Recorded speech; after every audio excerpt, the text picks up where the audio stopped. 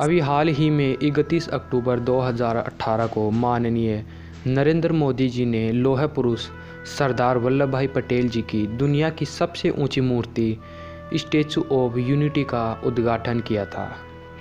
पटेल जी ने देश की 565 रियासतों को एक करने की राजाओं से मांग की थी और उन रियासतों को एक कर विशाल देश के निर्माण में अपना योगदान दिया था।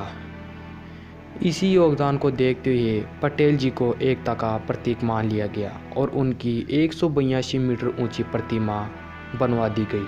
अच्छी बात है, लेकिन जिन 565 रियासतों के विलय से देश का निर्माण हुआ है, उनमें से लगभग 500 से ज़्यादा रियासतें अकेले राजपूतों की थी।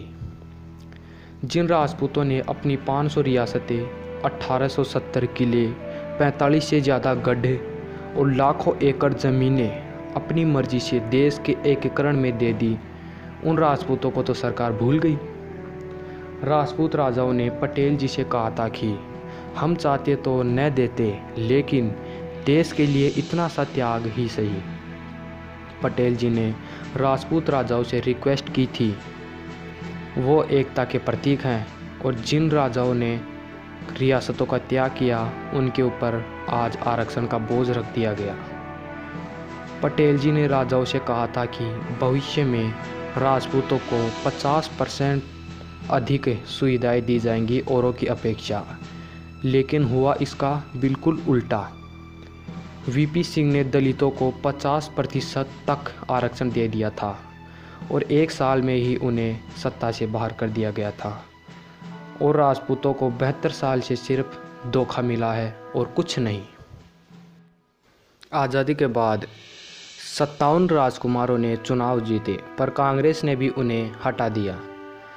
अब राजपूती के इन योगदानों को आज के राजपूतों के अलावा कोई नहीं जानता है। हमें पटेल जी की स्टैच्यू से कोई दिक्कत नहीं है, पर जिनके बलिदानों और त्याग से अखंड भारत का निर्माण हुआ है, उनका क्या। आज़ादी की जंग में भी लगभग 5,76,000 क्रांतिकारी शहीद हुए, उनमें से 4.5 लाख से ज़्यादा तो राजपूत थे, पर यह बात किसी को पता नहीं है।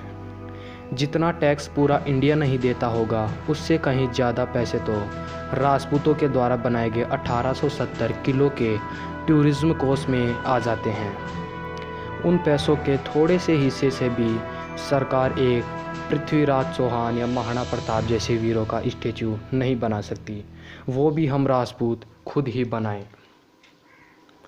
और रही बात भीमराव अंबेडकर की और आरक्षण की, तो भीमराव अंबेडकर को पढ़ाने वाले, विदेश में बड़ी यूनिवर्सिटी में दाखिला दिलाने वाले और उनका खाने पीने से लेकर हर तरह का खर्च उठाने वाले तथा उनको एक काबिल और शिक्षित आदमी बनाने वाले भी राजपूत राजा सयाजी गायकवाड़ी जी थे, जिन्हें भीमराव अंबेडकर पिता से भी अधिक मानते थे।